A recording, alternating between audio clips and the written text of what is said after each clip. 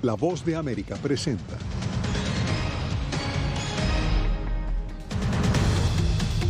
El comité investigador denuncia la supuesta presión de Trump sobre Mike Pence para que no certificara el triunfo de Joe Biden. Los líderes de Alemania, Francia, Italia y Rumanía visitan Ucrania y califican de brutales los ataques rusos. En la ONU, Estados Unidos anuncia un acuerdo con Ucrania para responder a la inseguridad alimentaria global. Que se arme algo fuerte, que incendiemos todo.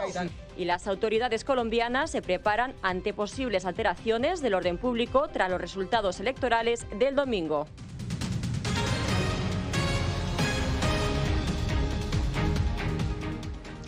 Hola, ¿qué tal? Bienvenidos a El Mundo al Día. Soy Carolina Valladares. Empezamos. Siguen adelante las audiencias en el Congreso del comité que investiga los eventos del 6 de enero de 2021. Este jueves, los legisladores presentaron un cuadro inquietante, una campaña de presión por parte del expresidente Trump contra su vicepresidente Mike Pence. Así que hacemos conexión con el lugar de la noticia para hablar de estos detalles. Jacopo, adelante. Carolina, acaba de terminar esta audiencia y el panel presentó pruebas y testimonios contundentes para demostrar que el expresidente Donald Trump hizo todo lo que podía para presionar a su vicepresidente Mike Pence a no certificar el resultado de las elecciones 2020. Esto cuando le habían dicho a Trump que no era legal lo que él quería. Una presión que directamente impulsó al violento y mortal asalto aquí en el Capitolio, según el comité, y que reveló un agrio estallido entre los dos funcionarios más altos electos de Estados Unidos hasta el 6 de enero. Las imágenes del ex vicepresidente Mike Pence escapando del Capitolio segundos antes que una turba violenta pudiera asaltarlo dieron la vuelta del mundo. Y este jueves el comité que investiga los hechos del 6 de enero demostró cómo el republicano fue amenazado y cómo su vida estuvo en peligro. El comité atribuyó esos hechos a Donald Trump y su agresiva campaña de presión, reforzada por el abogado conservador John Eastman, para que el vicepresidente decidiera unilateralmente invalidar los resultados de las elecciones, algo que los consejeros de Pence definieron como inconstitucional y sugirieron al ex vicepresidente a no seguir el plan de Trump porque habría sumido a Estados Unidos en una revolución dentro de una crisis constitucional. No había ninguna base en la Constitución o en las leyes de los Estados Unidos para las teorías expuestas por el señor Eastman. Ninguna. Al mismo tiempo, los testimonios aclararon que Pence nunca mostró ninguna apertura a las intenciones de Trump y que su papel era puramente ceremonial. A pesar de esto, el expresidente y sus asesores más cercanos, como el jefe de gabinete Mark Meadows, siguieron adelante con su campaña atacando públicamente a su vice e instigando a sus partidarios. Creo que Mark estaba de acuerdo. Creo que él sabía que el vicepresidente no tiene un papel y creo que lo estaba entendiendo. Un escenario aterrador que presentaron los testimonios es que si el vicepresidente hubiera seguido adelante con la voluntad de Trump, la elección habría quedado en el caos y la violencia habría sido protagonista. Carolina, es probable que el panel se comunique con Virginia Thomas, la esposa del juez de la Corte Suprema Clarence Thomas, para una entrevista después de obtener al menos un correo electrónico entre la señora Thomas y el abogado conservador John Eastman. Thomas, de hecho, defendía ampliamente en ese momento que, antes del 6 de enero y durante el 6 de enero, que los republicanos lucharan para mantener al expresidente Trump en el cargo. Gracias, Jacopo. Y avanzamos porque 4 jefes de Estado de la Unión Europea visitaron Ucrania para condenar lo que calificaron como la brutalidad de los ataques rusos. Al mismo tiempo, la Comisión de Derechos Humanos de la ONU afirma que el fuego ruso ha causado horrores imborrables. José Bernalete con el reporte. Los líderes de Francia, Italia, Alemania y Rumanía visitaron en Kiev al mandatario de Ucrania, Volodymyr Zelensky, y recorrieron varios objetivos destruidos por los constantes bombardeos de Rusia. Representantes del bloque europeo condenaron estos ataques luego de verificar en el sitio la devastación desmedida. Es mucho peor cuando ves el sinsentido terrible de la violencia que vemos aquí. Se han afectado civiles inocentes, se han destruido casas, se ha destruido una ciudad entera, no una infraestructura militar en lo absoluto. Eso dice mucho sobre la brutalidad de la guerra de agresión rusa. La comitiva, además de recorrer Kiev, se dirigió a Irpin, localidad que estuvo bajo el dominio ruso. Hechos como el hallazgo de fosas comunes en Bucha son argumentos con los que se sustenta el calificativo de barbarie que estos líderes acuñan contra Rusia. Por su parte, Michelle Bachelet, alta comisionada de las Naciones Unidas para los Derechos Humanos, describió el escenario de las ruinas de Mariupol. La ciudad puede reconstruirse eventualmente, pero los horrores infligidos a la población civil dejarán una marca indeleble sobre los padres que tuvieron que enterrar a sus propios hijos, sobre las personas que presenciaron el suicidio de sus amigos, sobre las familias destrozadas. Entre tanto, se ha reportado la desaparición de 2 estadounidenses combatientes que viajaron a Ucrania como voluntarios. Sus familias indican que desconocen su paradero desde hace una semana y temen que hayan sido capturados por el ejército ruso. José Pernalete, Voz de América. El secretario de Agricultura de Estados Unidos se reunió con los líderes de las Naciones Unidas abocados a resolver las interrupciones de la distribución de granos debido a la guerra en Ucrania. Nos conectamos con Celia Mendoza desde la ONU. Celia, adelante. Así es, lo que se está mirando desde esta nueva estrategia es trabajar de manera global para poder movilizar la mayor parte de la cosecha que muy pronto se estará recogiendo y poderla llevar a lugares donde esté segura, en especial en medio de esta crisis donde no hay acceso a los puertos y el único sería el puerto de Rumania. Y esto es lo que dijo aquí en Naciones Unidas el secretario de Agricultura de los Estados Unidos. Las Naciones Unidas reportan que el número de personas que viven con inseguridad alimentaria en el mundo se ha duplicado durante los últimos 2 años. El Programa Mundial de Alimentos estima que la guerra en Ucrania podría elevar significativamente esa cifra a 47 millones de personas en 2022. El secretario de Agricultura de Estados Unidos, Tom Vilsack, dijo al visitar la sede de la ONU que la situación ha dado pie a una respuesta multilateral. Estamos aumentando la producción en Estados Unidos, al igual que en otros países, a través de una serie de esfuerzos para duplicar la cosecha. También estamos buscando formas de reducir el nivel y la cantidad de insumos que usamos en nuestras cosechas para crear más suministro a nivel mundial. Vilsack también se refirió al memorando de entendimiento mutuo de 3 años firmado por el Departamento de Agricultura de Estados Unidos y el Ministerio de Comida y Política Agraria de Ucrania, que busca responder a la devastación de la guerra para mitigar la inseguridad alimentaria. Estados Unidos está respondiendo a la solicitud de equipos que los ucranianos necesitan mientras intentan exportar su grano y continúan necesitando el equipo que les permitirá hacerlo. El equipo de prueba, el equipo de medición y pesaje, el equipo de laboratorio. Un granjero ucraniano expresó sus preocupaciones. Estoy preocupado por muchos problemas. En primer lugar, una guerra es un obstáculo para nuestro trabajo habitual. En segundo lugar, hay un bloqueo de los puertos marítimos, que será un problema para vender el grano que recolectamos y hay problemas técnicos. Por ejemplo, los operadores de cosechadoras tienen miedo de trabajar por las posibles acciones de combate. Mientras tanto, el secretario Vilsack mandó un mensaje al mundo asegurando que los Estados Unidos no podría y nunca tendría la opción de poner sanciones ni a los fertilizantes ni tampoco a los granos o a la comida, algo que ellos aseguran no debería ser usado para mantenerse en la guerra. Gracias, Celia, por los detalles.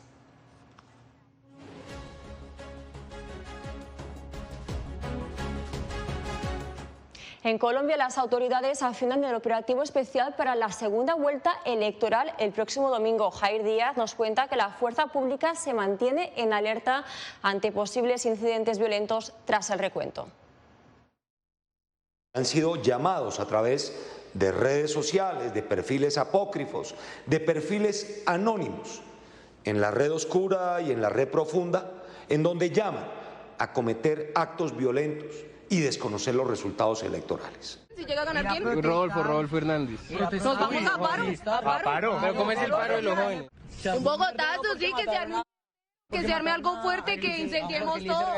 Así confirmaron las autoridades colombianas las amenazas de posibles alteraciones del orden público tras la segunda vuelta presidencial del próximo 19 de junio. Hay en el Plan Democracia más de 320.000 hombres desplegados a lo largo y ancho del país para que en todos los puestos de votación, 12.000 a nivel nacional, y los ciudadanos puedan salir a votar libremente. En estos días se refuerzan las medidas de seguridad en todas nuestras bases militares. Mientras tanto, desde el 12 de junio, los colombianos radicados en 67 países ya se encuentran ejerciendo su derecho al voto en más de 250 puestos de votación. Llevamos 42.370 sufragantes que se han acercado a nuestros consulados y embajadas. Por fortuna, todo ha transcurrido con absoluta normalidad. Un poco más de 39 millones de colombianos están habilitados para votar y escoger entre los candidatos Gustavo Petro y Rodolfo Hernández al nuevo presidente de Colombia. Jair Díaz, Voz de América, Bogotá. Y seguimos en Colombia porque los candidatos presidenciales colombianos se han mostrado dispuestos a retomar las conversaciones de paz con el Ejército de Liberación Nacional. Nuestra enviada especial a Bogotá, Adriana Núñez, explora las perspectivas de que esta guerrilla, con 58 años de actividades criminales, se pueda desarmar. Nosotros no vamos a desistir de que se reanude la mesa. Esta ha sido la postura constante del ELN desde que se suspendieron los diálogos de paz con el gobierno de Colombia en 2019.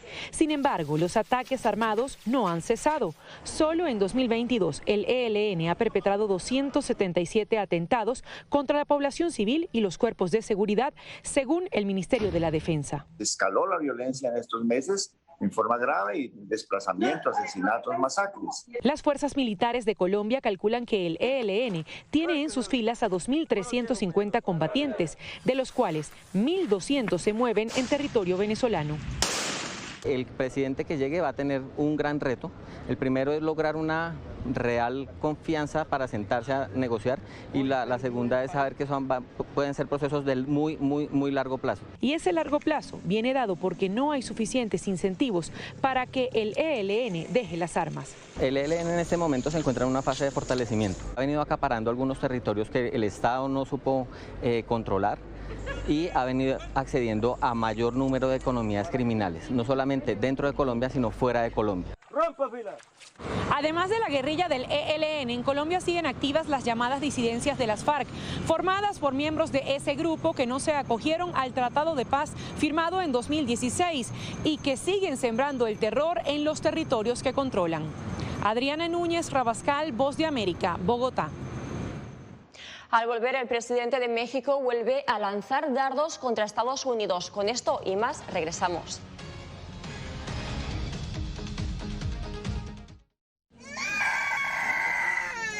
They are scared. Some of them lost their houses during bombardments. Si quieres conocer más de estas historias, conéctate en Boa Plus con Alas que Ayudan y viaja con la Voz de América en el avión que un piloto argentino puso a disposición de más de 1.000 ucranianos, con niños, mujeres y personas con enfermedades que escaparon de su país, que huyeron de la guerra en busca de refugio hasta que lograron reparar sus alas rotas.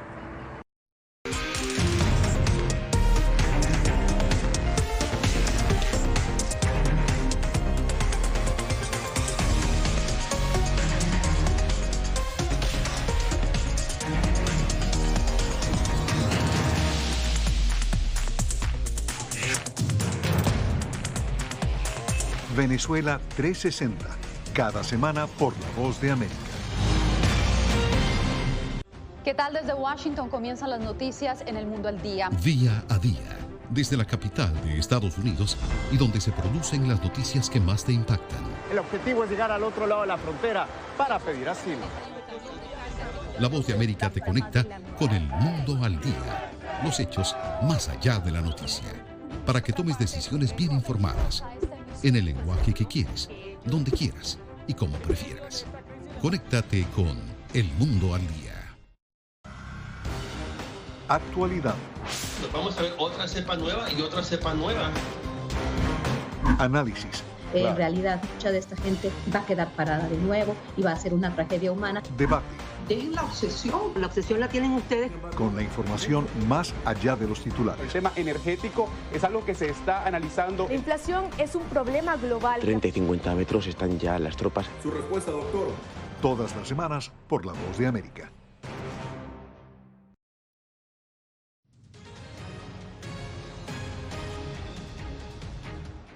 El presidente Andrés Manuel López Obrador ha expresado recientemente críticas reiteradas en diversos temas a su vecino del norte, con México, con el que mantiene una relación de encuentros y también desencuentros. Javier Egar nos cuenta desde la capital mexicana. No ha sido la mejor ni la peor. Los vínculos entre México y Estados Unidos viven los vaivenes de una relación con profundas discrepancias ideológicas. Los mexicanos muestran posiciones diversas. Me parece muy importante que haya una relación entre México y Estados Unidos porque compartimos un espacio territorial. El presidente mexicano dice oponerse a la injerencia extranjera, pero su discurso lo pone en duda, al menos sobre el congresista Ted Cruz. Porque yo sí tengo pruebas de que a él le han dado dinero los que están a favor de la fabricación de armas. En esa línea ha cuestionado la falta del apoyo prometido a Centroamérica, pero no a Ucrania. En muy pocos días aprobaron 35 mil millones de dólares los legisladores para la compra de armas a Ucrania. Cuba ha sido otro tema de discordia. Yo quisiera que no hubiera bloqueo, porque eso es violatorio de los derechos humanos. Este analista dice que falta estrategia. Es una relación, entre comillas, funcional, donde claramente hay conflictos, hay diferencias, hay dificultades en la relación bilateral. Durante semanas el presidente mexicano afirmó que no asistiría a una cumbre que dejaba fuera a 3 países, pero ahora se reunirá en julio próximo con el presidente Joe Biden en Washington. Javier Egar, Voz de América, Ciudad de México. El Salvador aprobó hace un año la ley que convirtió al Bitcoin en una moneda de curso legal, pero la apuesta conlleva riesgos. El precio se ha desplomado esta semana y el Bitcoin se ha devaluado casi un 70% desde noviembre de 2021. Claudia Saldaña amplía esta información. Se estima que la reserva salvadoreña de Bitcoin asciende a más de 2.300 criptomonedas, en las que el Estado ha invertido alrededor de $100 millones. Del fideicomiso de Bitcoin. El Salvador ha comprado Bitcoin en distintas ocasiones, algunas veces cuando el precio rondaba el doble de lo que cuesta hoy, pero el ministro de Hacienda asegura que no se debe hablar de pérdidas. La pérdida se generaría si nosotros las vendemos, al igual que se generaría una ganancia si nosotros las vendemos cuando el precio sube. Sin embargo, los pequeños comerciantes sí resienten el desplome del Bitcoin. Pues sí nos ha afectado casi a la mayoría de los negocios, ya que, bueno, nosotros contábamos con $600 en la cartera y al momento tenemos quizás la cantidad de 200 y algo. Otto Rodríguez, expresidente del Banco Central de Reserva de El Salvador, no es optimista en el tema del Bitcoin. Las tendencias que hay en este momento de subidas de tasas y de salida también, al menos en proyectos pilotos de las monedas virtuales de los bancos centrales, apuntan a que eso va a debilitar un poco más el precio del Bitcoin. Entonces, probablemente, al menos a corto plazo, no se ve que pueda haber una recuperación robusta. Yo creo que a los salvadoreños no les conviene, porque es algo que uno no sabe si va a ganar o va a perder. Y al final creo que va a perder. Aún y con un escenario complejo en la economía salvadoreña, el presidente Bukele sigue apostando al Bitcoin e invierte cuando su precio cae, como en la actualidad. Claudia Saldaña, Voz de América, El Salvador.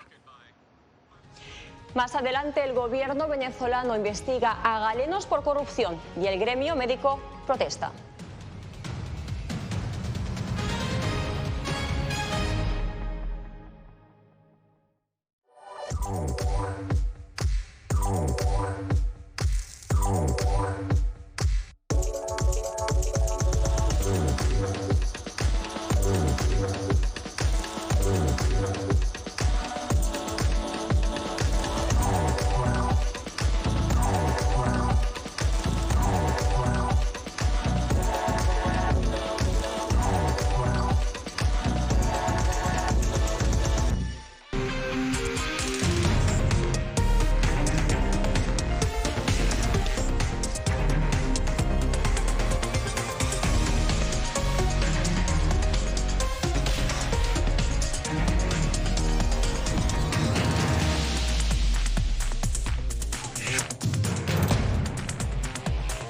Venezuela 360, cada semana por La Voz de América.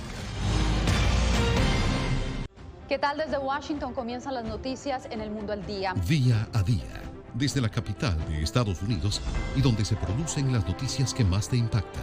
El objetivo es llegar al otro lado de la frontera para pedir asilo. La Voz de América te conecta con El Mundo al Día. Los hechos más allá de la noticia. Para que tomes decisiones bien informadas. En el lenguaje que quieres, donde quieras y como prefieras.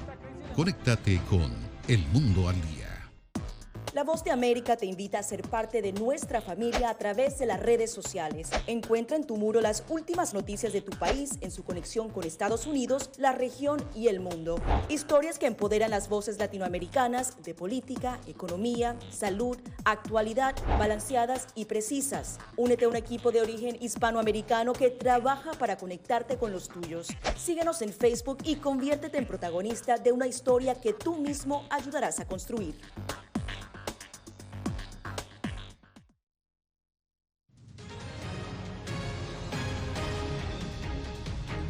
La Policía Federal de Brasil identificó a un pescador como sospechoso de asesinar al periodista británico Dom Phillips y a un experto indigenista en una zona remota del Amazonas brasileño. La policía anunció que Amarildo da Costa de Oliveira, de 41 años, confesó el crimen y llevó a los agentes al lugar donde estaban enterrados los cuerpos. La policía trabaja ahora para confirmar las identidades de los cuerpos y establecer también el motivo del crimen. Integrantes del gremio médico de Venezuela repudiaron el reciente llamado de Nicolás Maduro a poner lo que llamó mano de hierro para combatir la corrupción en los centros de salud. Álvaro Algarra, desde Caracas, con la información. Tras la designación por parte del gobierno de inspectores secretos en cada centro de salud del país para evitar que el personal sanitario no sustraiga material de los centros de salud para venderlo posteriormente, las reacciones de rechazo por parte de los galenos hacia los procedimientos abiertos durante las últimas 2 semanas no se hicieron esperar. Vamos a seguir cumpliendo con nuestro deber, vamos a seguir dándole el apoyo al pueblo de Venezuela, a los pacientes, cosa que no hace el gobierno, porque el gobierno no cumple con la Constitución de la República Bolivariana de Venezuela, en sus artículos 83, 84 y 85, que es garantizar salud y vida. No dotan los hospitales, los mantienen, digamos que en inanición, lo que hemos definido como un lockout, es decir, cerrado con las puertas abiertas y se mantiene abierto porque ahí está el equipo de salud tratando de resolver los problemas que se nos han presentado. El médico residente de un hospital público en el estado Trujillo relató sobre cómo han operado los organismos de seguridad en los hospitales de ese estado. Se llega a los cuerpos de represión del gobierno, a los diferentes departamentos solicitando médicos para llevarlos a hacer declaraciones sobre situaciones que se han presentado. La Fiscalía General, el Ministerio de Salud y la Defensoría del Pueblo acordaron realizar visitas y charlas en los centros sanitarios de todo el país para luchar contra las mafias dedicadas al cobro irregular y el ejercicio ilegal. Álvaro Algarra, Voz de América, Caracas. El conflicto en Ucrania ha devastado varias industrias y la médica no es una excepción. Según la OMS, más de 250 estructuras clínicas han sido atacadas. Una firma de laboratorios con sede en Los Ángeles busca mitigar ese impacto. Laura Sepúlveda tiene la información. WorkSite Labs es una empresa estadounidense que procura que los laboratorios clínicos sean más accesibles, como ha sucedido al menos en 20 lugares diferentes de Estados Unidos. Esta es la cárcel más concurrida de los Estados Unidos. En el condado de Los Ángeles tenían el mismo problema que todos los demás. Necesitaban saber en cuestión de horas, no días, si alguien era COVID positivo o negativo. Y la única forma de hacerlo era poniendo un laboratorio en el estacionamiento de la cárcel. Sitios que en otras circunstancias no podrían acceder a rápidos resultados médicos. Un escenario similar al que vive Ucrania, que pasa por una fuerte y clara crisis humanitaria. Aunque nos enfocamos en pruebas de COVID, este equipo se puede usar para la mayoría de las pruebas comunes, como análisis de sangre, para ver el grupo sanguíneo de las personas. También se puede usar para ver qué tipo de infección tienen. Se pueden detectar infecciones del tracto urinario u otras, y puede usarse para diagnósticos más genéricos. Su punto de conexión entre Estados Unidos y Ucrania es The Gorta Group. una organización caritativa inglesa. Los usaremos en el oeste del país, principalmente para el aumento masivo de la población, que se ha movido del este al oeste. Y luego, quizá lo más importante, la cantidad de destrucción que ha tenido lugar en instalaciones del sector salud del país. Los planes de la compañía, según anuncian, es el envío de más unidades móviles a Ucrania, teniendo en cuenta que la Organización Mundial de la Salud ha dicho que las facilidades sanitarias en dicho país están a punto de colapsar. Laura Sepúlveda, Voz de América. En breve les contamos cómo activistas en Washington celebran el mes de la herencia migrante. No se lo pierdan.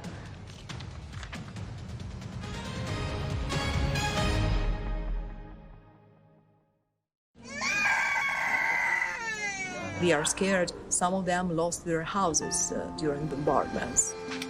Si quieres conocer más de estas historias, conéctate en Boa Plus con Alas que Ayudan y viaja con la Voz de América en el avión que un piloto argentino puso a disposición de más de 1000 ucranianos, con niños, mujeres y personas con enfermedades que escaparon de su país, que huyeron de la guerra en busca de refugio hasta que lograron reparar sus alas rotas.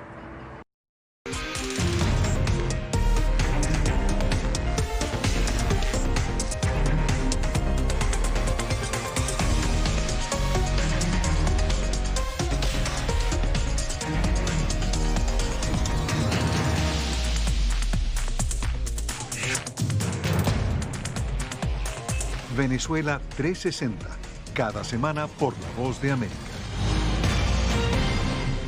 ¿Qué tal? Desde Washington comienzan las noticias en El Mundo al Día. Día a día, desde la capital de Estados Unidos y donde se producen las noticias que más te impactan. El objetivo es llegar al otro lado de la frontera para pedir asilo.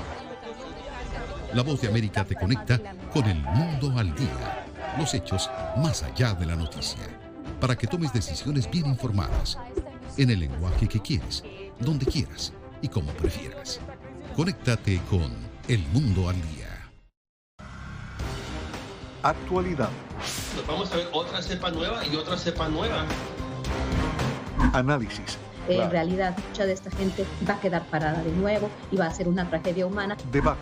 Tienen la obsesión la tienen ustedes. Con la información más allá de los titulares. El tema energético es algo que se está analizando. La inflación es un problema global. 30 y 50 metros están ya las tropas. Su respuesta, doctor.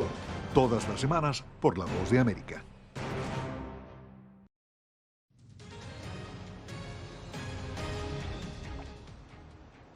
Para reconocer las contribuciones de los forasteros, la Casa Blanca proclamó junio como el mes de la herencia migrante. Y activistas en la capital estadounidense decidieron contar las necesidades de esta comunidad a través del teatro. Divaliset Cash con el reporte. We need to secure our border and fix the immigration system. Con la promesa de garantizar un sistema migratorio accesible y humano, el presidente Joe Biden proclamó junio como el mes nacional de la herencia migratoria en Estados Unidos. Y en Washington, donde una de cada 7 personas es extranjera, la alcaldía, a través del programa Justicia para el Migrante, anuncia un monto sin precedentes para ayudar a esta comunidad.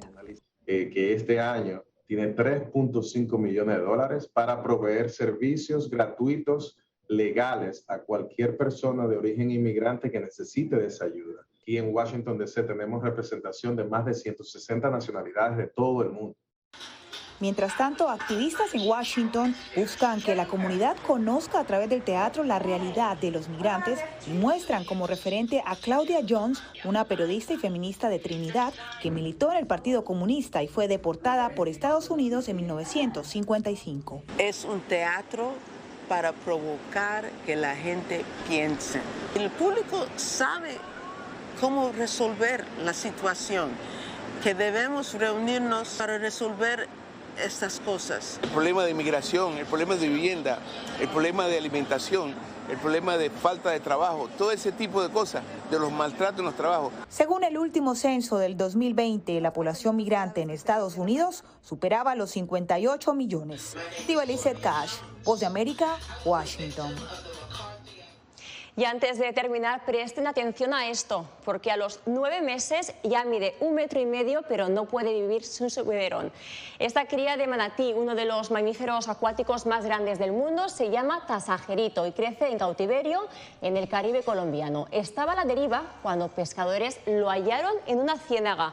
Tenía 3 días nacido. Los especialistas que lo cuidan las 24 horas del día lo bautizaron así por el poblado de Tasajera, una delgada línea de tierra que separa el mar Caribe de la Ciénaga Grande de Santa Marta.